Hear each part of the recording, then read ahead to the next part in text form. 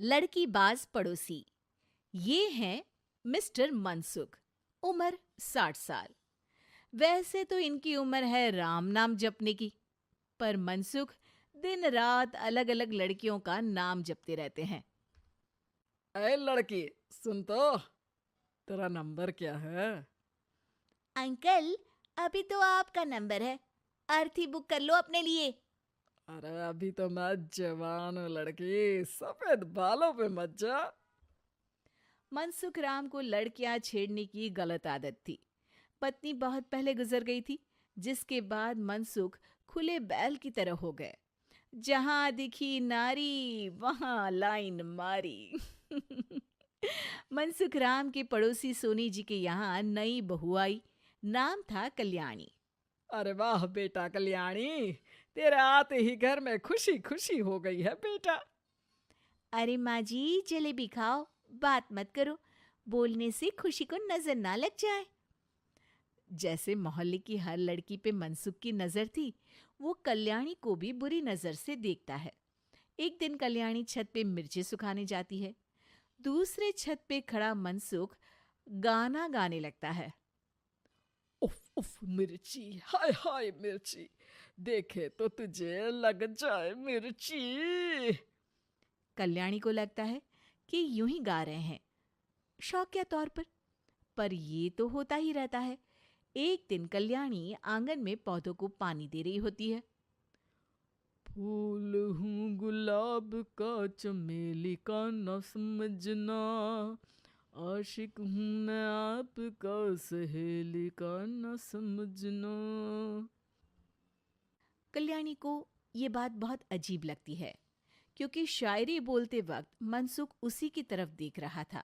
वो अंदर जाती है और अपनी सास को कहती है, ये जो हमारे पड़ोसी हैं। अरे दूर रहना उससे। हाँ, दूरी रहूंगी, पर ये थोड़े अजीब नहीं है? अरे अजीब, आवारा, ठरकी, पता नहीं क्या क्या आदमी है वो। हर लड़की पर नजर डालता है वो। उसकी उम्र की वजह से कोई उसे कहता नहीं। बाकी उसे आसपास रखना भी नहीं चाहिए। अरे पर ऐसे थोड़ी ना चलेगा, एफआईआर करवा देनी चाहिए। हवालात में हवा और लात खाएंगी तो समझ जाएंगे। अरे यही तो दिक्कत है ना समाज की। जिसके साथ दिक्कत होती है उसको भी समाज गुनहगार समझता है। लड़की अगर बोल दे कि फलाने ने मुझे छेड़ा है, तो कुछ लोग तो ये कहने लगते हैं कि लड़की की भी रजामंदी होगी ही। ये तो है, पर कुछ तो करना ही पड़ेगा। नहीं बेटा, कुछ मत कर। जबरदस्ती हम किसी से लड़ेंगे नहीं। हमारा परिवार इज्जतदार परिवार है। कीचड़ में जाएंगे तो हम भी तो गंदे हो जाएंगे ना। लेकिन सासू माँ, कीचड़ में जाए बिना गंदगी कैसे साफ होगी? अरे बेटा, मैं तो यही कहूंगी कि तू नई बहू है। अपना रुतबा बना बाकी औरतों में। अपनी समझदारी से, अपने काम से इन चक्करों में मत पड़ बेटा। बहू सास की बात ना चाहते हुए भी मान लेती है। और कई ऐसे मौके आते हैं जब मनसुख बहू पर उल्टे कमेंट्स करता है। जैसे एक दिन जब बहू छत पर सफाई कर रही होती है, तो मनसुख छत पे आकर गाना गाने लगता है। तेरा ध्यान किधर है, तेरा हीरो इधर है, तेरा हीरो इधर है। मेरा ध्यान तो आपकी हरकतों पे ही है। थोड़ा आप भी ध्यान दो कि क्या कर रहे हो आप। अरे बहुत तीखी हो, और मुझे मिर्ची पसंद भी है। अरे वाह। बुढ़ाओ कहीं के। बहू वापस अपने कमरे में नीचे चली जाती है। वो किसी को बताती नहीं है कि आज मनसुख ने उसे क्या कहा, ताकि घर में टेंशन ना हो। एक दिन बहू घर के बाहर रोड पर ठेले वाले से सब्जी खरीदने जाती है। भैया, प्याज के भाव कम करो ना, बिना प्याज काटे ही रुला दोगे वरना। तभी बहू की नजर मनसुख पर पड़ती है, जो वहां से गुजर रही एक लड़की को देखकर कहता है, शीशी भरी गुलाब की, पत्थर पे फोड़ दूं। तेरे लिए तो जाने मन जीना भी छोड़ दूं। लड़की सहम जाती है। उसकी उम्र शायद 18-19 साल की रही होगी। बहू ने जब ये देखा कि मनसुख ने इतनी छोटी उम्र की लड़की को तंग किया है, तो वो घर में जाके अपने पति से कहती है, तुम्हारा पड़ोसी मनसुख, अरे बहुत नीच आदमी है। अरे कुछ करते क्यों नहीं उसका? अरे मैं क्या करूं? पड़ोस में गंदगी है, हटानी तो पड़ेगी ना। मेरा साथ दोगे? दूंगा, लेकिन करना क्या है? हम फंसेंगे तो नहीं ना? डरो मत, अच्छे काम करने से डरना नहीं चाहिए। उस दिन कल्याणी अच्छे से तैयार होती है और मनसुख के घर जाती है। अरे वाह, आज तो घर में चांद उतर आया है।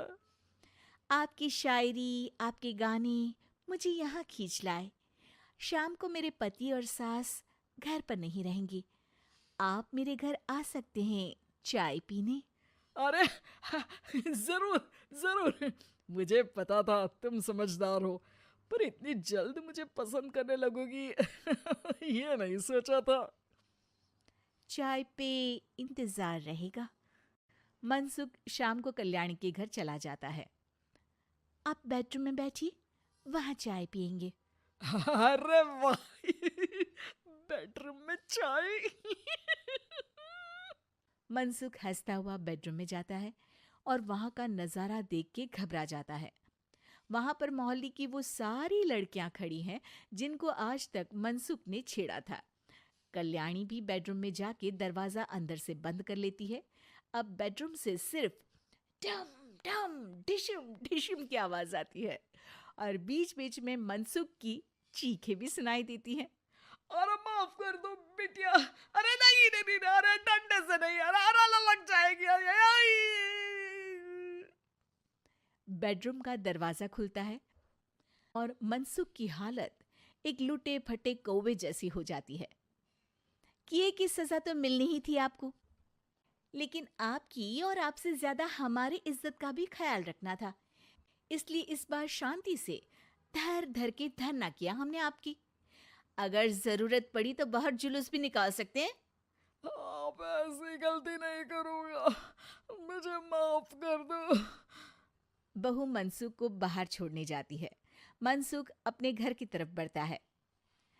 वैसे आपको चाय कैसी लगी? मनसुख अपने दुखते गाल पे हाथ रख के कहता है, कड़क